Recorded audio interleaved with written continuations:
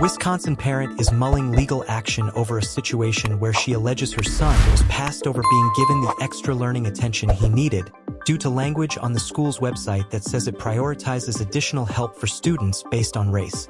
Attorneys for the Wisconsin Institute for Law and Liberty argue on behalf of their client, Mrs. Colbey Decker, that a troubling and unlawful policy in the Green Bay Area School District explicitly prioritizes reading support resources based on race, thereby violating the U.S. Constitution and Title VI of the Civil Rights Act of 1964.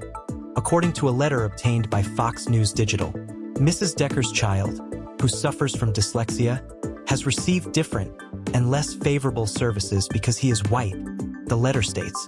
If he was Black, Hispanic, or Native American, Mrs. Decker's son would have been treated more favorably and received different services. Decker told Fox News Digital that her son had been receiving one-on-one reading services in another district, and that she assumed he would continue receiving that when he moved into the current district in January 2024, but that he was waitlisted for that additional help. Decker explained that she learned of the policy while looking at the school's website. I asked them point blank, does he receive less services or is he less of a priority because he's white? Decker said. And even asking that question made me extremely uncomfortable because to think that someone isn't getting the services they deserve because of the color of their skin is just horrifying. So the principal did respond to me, and much to my surprise, he was very excited to explain to me the work they do in these priority groups. The letter alleges, citing the school's website, that the district's literacy policy establishes priority groups race, namely, Black, Hispanic, and Native American students, and states that the school will conduct intentional work educating our focus students, prioritizing additional resources to First Nations, Black, and Hispanic students. This policy is in effect and has been applied to Mrs. Decker's son, according to multiple district employees.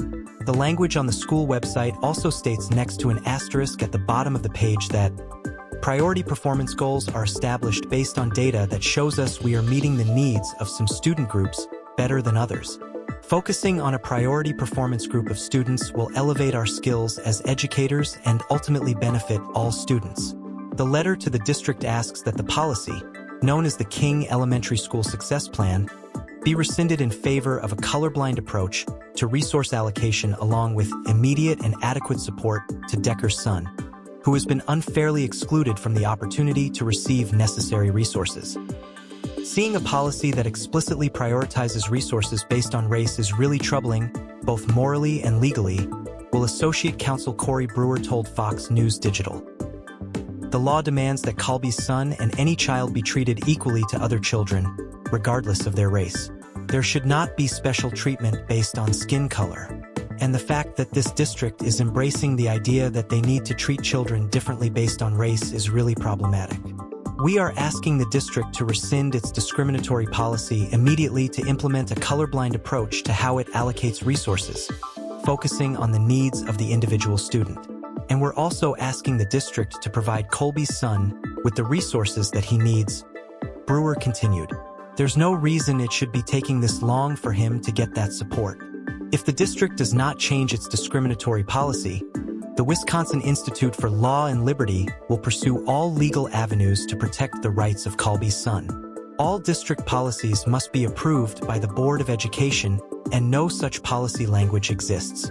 The spokesperson added that the language in the school success plan is developed to outline the school's goals toward continuous improvement, but would not be considered board-district policy, which the spokesperson called an important distinction. Decker told Fox News Digital that other parents she has spoken to can't believe the situation when told about it, and every parent just wants their child to be treated equally.